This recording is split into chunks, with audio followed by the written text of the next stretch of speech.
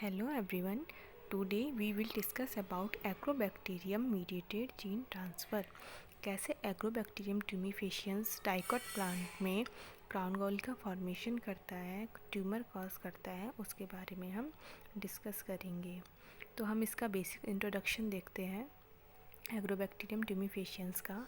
इसको genetic engineer कहा जाता है बिकॉज ये उसके पास ऑरिजिन ऑफ रेप्लिकेशन होता है, सेल्फ रेप्लिकेट हो सकता है और ये खुद से ट्रांसफ़र हो सकता है, इसलिए इसको जेनेटिक इंजीनियर कहा जाता है।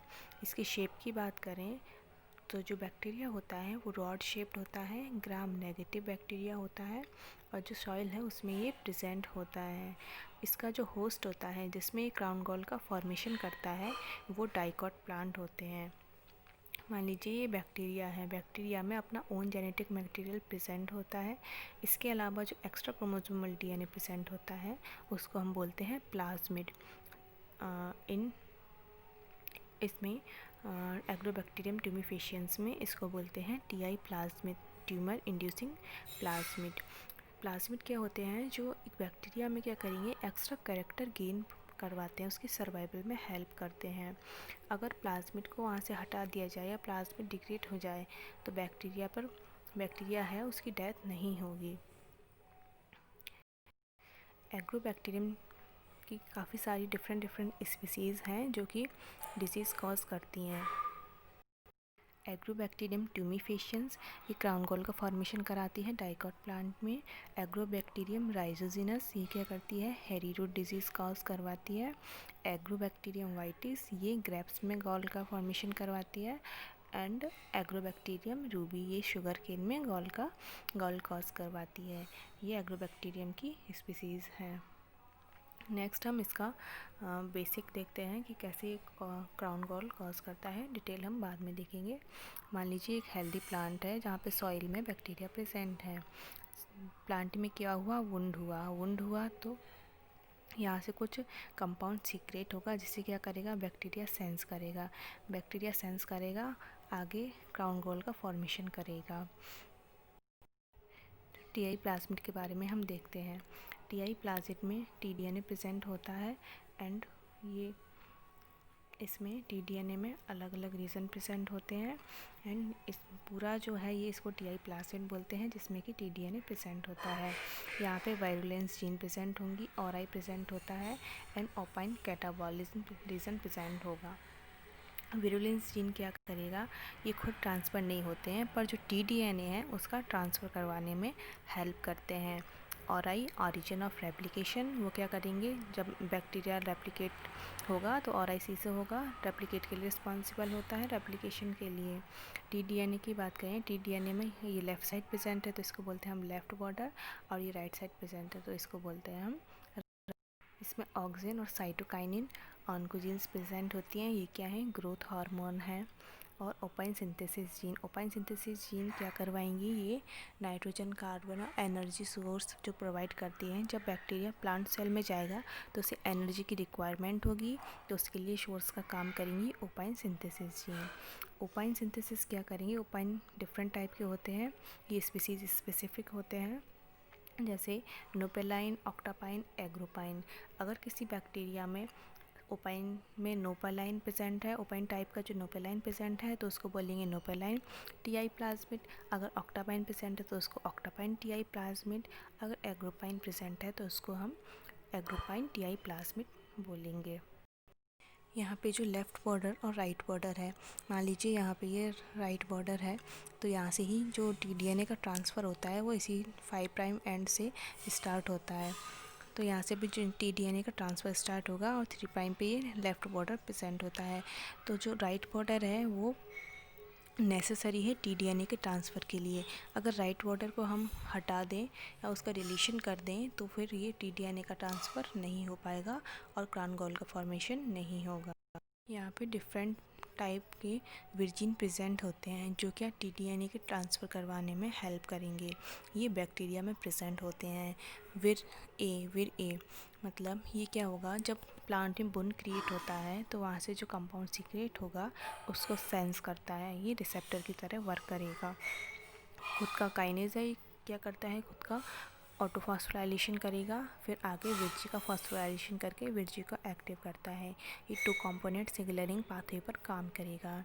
नेक्स्ट है विरजी। विरजी क्या है? एक रिस्पॉन्स रेगुलेटर है। ये जो अदर विरजीन है उसको क्या करेगा? उनको एक्टिव करेगा। नेक्स्ट है विरसी। विरसी क्या करता है? लेफ्ट ऑर्डर और के ऊपर जो सीक्वेंस होंगे उन्हें ओवर ड्राइवर सीक्वेंस बोलते हैं। तो ओवर ड्राइविंग सीक्वेंस के ऊपर बाइंड करेगा और वहाँ जो उसकी जो टीडीएनए का जो ट्रांसफ़र एफिशिएंसी है, जो ट्रांसफ़र रेट है टीडीएनए का, उसको बढ़ा देगा। नेक्स्ट है विर B1 एंड D4।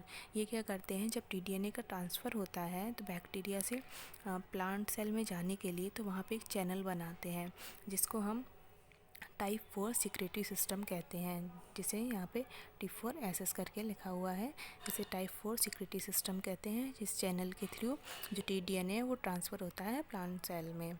नेक्स्ट है विर E2। विर E2 क्या है? ये सिंगल स्टैंडर्ड बाइंडिंग प्रोटीन है जो कि टीडीएनए से जाके जुड़ जाती है, ताकि जो भी एंजाइम है, अगर साइटोसोल में जो एंजाइम प्रेजेंट है तो वो डिग्रेड जो टीडीएनए को डिग्रेडेशन से बचाएगी, ताकि टीडीएनए डिग्रेड ना हो पाए।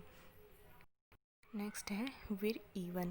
ये क्या करेगी? E2 से बाइंड हो जाएगी और जो विर E2 है उसको स्टेबलाइज करेगी और जो टीडीएनए का ट्रांसफ़र में हेल्प करेगी।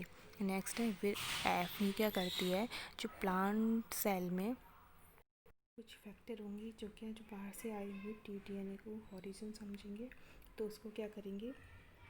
डिग्रेड करेंगे। तो उससे बचने के लिए विर F क्या करेगा? उन फैक्टर्स को या उन जीन को जाके ब्लॉक कर देगा, जिससे कि टीडीएनए है वो डिग्रेड ना हो पाए और प्लांट सेल जीनोम से जाके इंटीग्रेट हो जाए।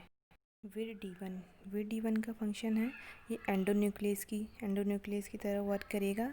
जो लेफ़्ट बॉर्डर पर जाके अटैच होता है, वहाँ से क्या करेगा? ये टीडीएनए में निक प्रेजेंट करता है। और जो विर D2 है वो क्या करेगा? ये टोपोआइसोमरेज ये क्या करेगा? अनवाइंडिंग करता है, टीडीएनए की अनवाइंडिंग करेगा, क्योंकि जो ट्रांसफ़र होता है वो टीडीएनए सिंगल स्ट्रैंड होती है, वही ट्रांसफ़र होती है, इसलिए D1 उसको वहाँ से कट करेगा और जो विर D2 है टोपोआइसोमरेज की तरह वर्क करेगा, वहाँ से उसका अनवाइंड करेगा। यहाँ पे हम इसका पाथवे डिस्कस कर रहे हैं। प्लांट सेल है, मान लीजिए प्लांट सेल में यहाँ पे कोई वुंड क्रिएट हुआ तो यहाँ से जो फिनोलिक सिग्नल है, जो फिनोलिक कंपाउंड है जिसका नाम है एसिटोसिरिंजोन, ये क्या करेगा? यहाँ से प्लांट सेल से सीक्रेट होगा, जो कि एक लिगैंड की तरह लिगैंड मॉलिक्यूल की तरह वर्क करेगा विर ए के लिए। यहाँ पे विर ए रिसेप्टर की तरह वर्क कर रहा है। तो जो फिनोलिक कंपाउंड जो प्लांट से जो सिग्नल सीक्रेट हुआ है उसको ये सेंस करेगा और एक्टिव होगा, खुद का ऑटो फॉस्फोराइलेशन करेगा, बिकॉज इसके पास काइनेज की प्रॉपर्टी होती है। फिर ये क्या करेगा? जो विरजी है उसको फॉस्फोराइलेट करेगा और एक्टिवेट करेगा। विरजी आगे जो भी विरजिन है उन सारी विरजिन को एक्टिव करेगा। यहाँ पे टीडीएनए है, टीडीएनए के लेफ़्ट बॉर्डर्स पे D1 जाके बाइंड करेगा एंड राइट बॉर्डर पे D2 जाके बाइंड करेगा। D1 यहाँ से निक क्रिएट करता है बिकॉज इसके पास एंडोन्यूक्लियस प्रॉपर्टी होगी, जबकि D2 क्या करेगा? D2 टीडीएनए को सिंगल स्ट्रैंड में अनबाइंड करेगा।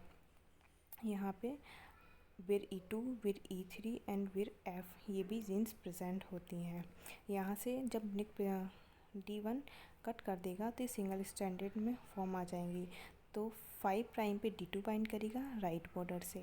यहाँ पे E2 प्रोटीन बाइंड करती हैं। E2 प्रोटीन इसलिए बाइंड करती हैं ताकि जो ये डिग्रेड जो टीडीएनए है, जो साइटोसोल में डिफरेंट टाइप के डिग्रेडिंग एंजाइम होंगे तो इसको डिग्रेड कर सकते हैं। तो डिग्रेड से बचाने के लिए यहाँ से E2 इसके जो सिंगल स्टैंडर्ड टीडीएनए है, ट्रांसफ़र डीएनए है, उस पर जाके बाइंड कर जाएंगी और डिग्रेडेशन से प्रोटेक्ट करेंगी। E1 क्या करता है? E1 E2 से बाइंड कर जाएगा और उसको स्टेबलाइज करेगा E2 को वहाँ पे बाइंड रहने के लिए। बिरसी क्या करता है? बिरसी जो टीडीएनए की ट्रांसफ़र एफिशिएंसी है, जो ट्रांसफ़र रेट है, उसको बढ़ाता है। हम प्लांट सेल की बात करें तो प्लांट सेल में विर E2 एंड विर D2 ये दोनों ही प्लांट सेल में जाते हैं। यहाँ पे कुछ प्लांट सेल में जो कुछ फैक्टर होते हैं जैसे BIP1, ये क्या करेंगे? जो बाहर से आया हुआ टीडीएनए है तो ये इसको क्या करेंगे? डिग्रेड करेंगे। तो इससे बचने के लिए, ताकि ये टीडीएनए डिग्रेड ना हो, तो जो विर एफ होता है वो इसके फंक्शन को ब्लॉक कर देता है, जिससे ये क्या करेगा, टीडीएनए को डिग्रेड होने से बचा लेगा।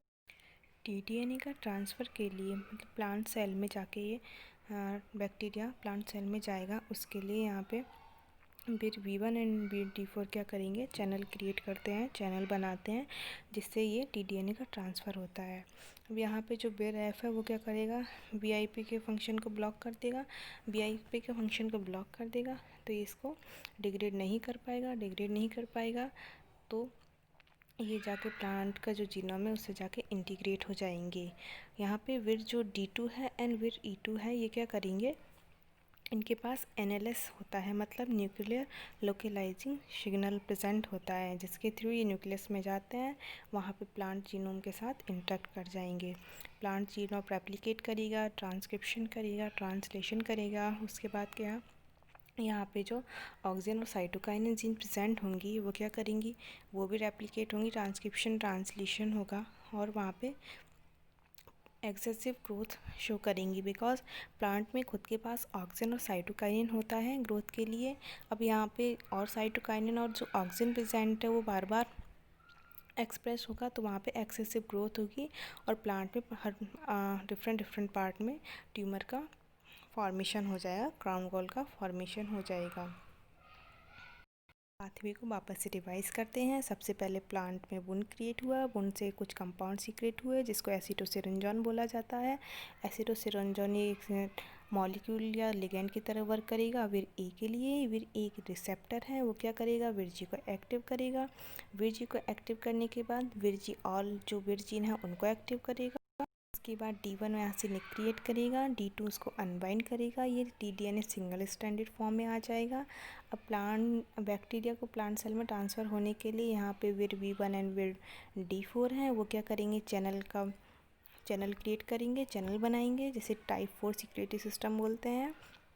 ये टाइप 4 सिक्रेटरी सिस्टम है, इसे सिंगल जो टीडीएनए वो ट्रांसफ़र होगा। यहाँ पे जो 5 प्राइम पे है वो D2 बाइंड करेगा, और लेफ़्ट बॉर्डर पे वहाँ पे जो लेफ़्ट बॉर्डर के बाहर जो सीक्वेंस है वहाँ पे विर C बाइंड करेगा, जिसे ओवरड्राइव सीक्वेंस बोलते हैं, और जो ट्रांसफ़र की एफिशिएंसी को बढ़ाता है विर C जाके फिर ट्रांसफ़र एफिशिएंसी रेट को बढ़ा देगा।